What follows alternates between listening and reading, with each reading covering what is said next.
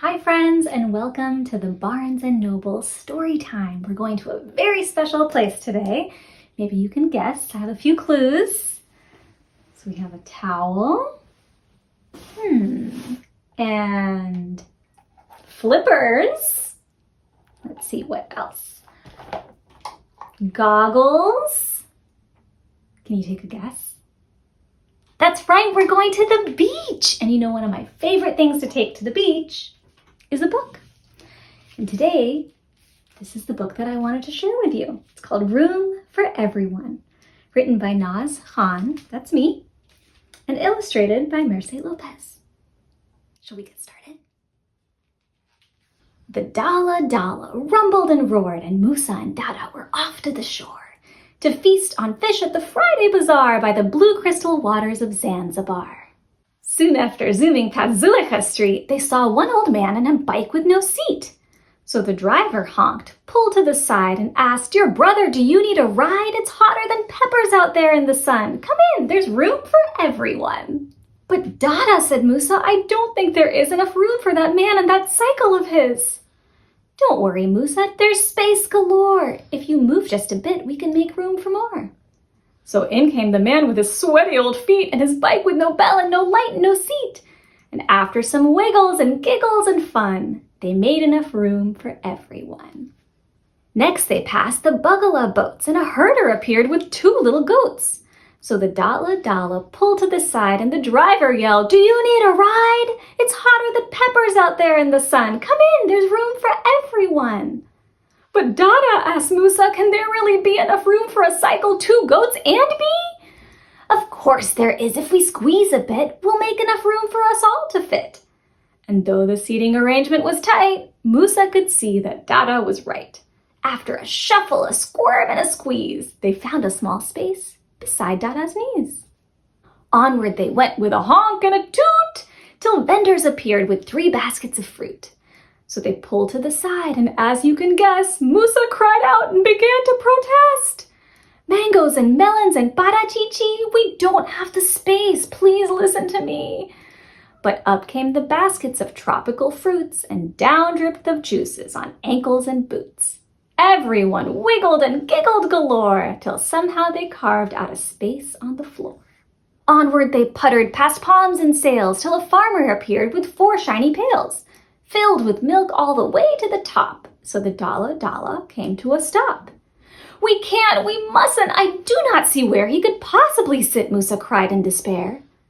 But the passengers wiggled, and somewhere, somehow, they made space for the farmer and milk from his cow. The Dala Dala drove past some farms till they saw 5 mamas with fish in their arms. So the Konda stuck his head outside, yelling, "Sisters, hello, do you need a ride?" "No," cried Musa, "this rickety bench has no room for those fish and this ickety stench."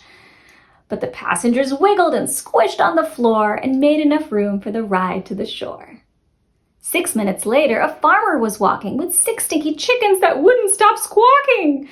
And right there beside them were several fellas carrying 7 Katange umbrellas.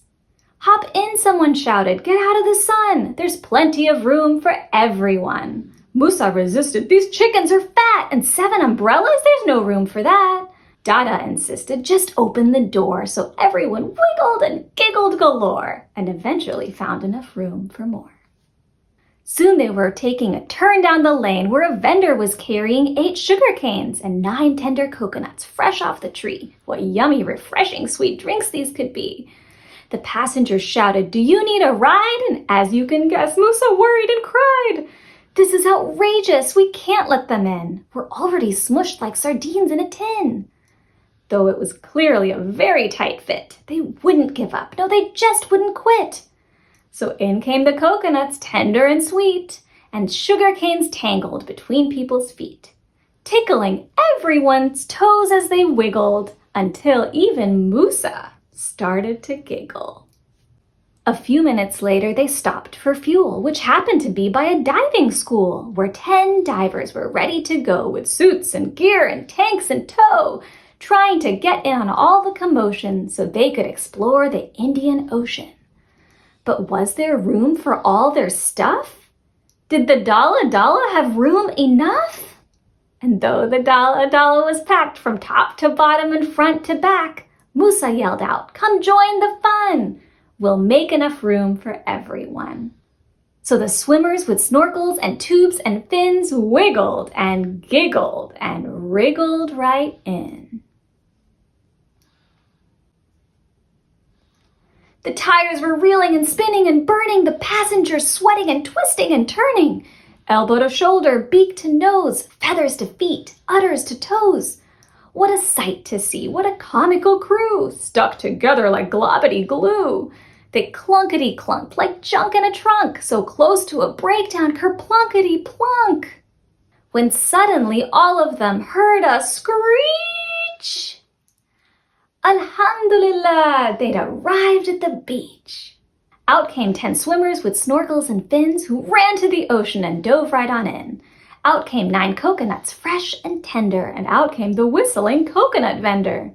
Out came the 8 sticky sweet sugar canes with 7 umbrellas for sunshine and rains, 6 sticky chickens and 5 piles of fish, 4 heavy pails full of milk so delish, 3 big old baskets of fruit for a treat, 2 little goats, and 1 bike with no seat.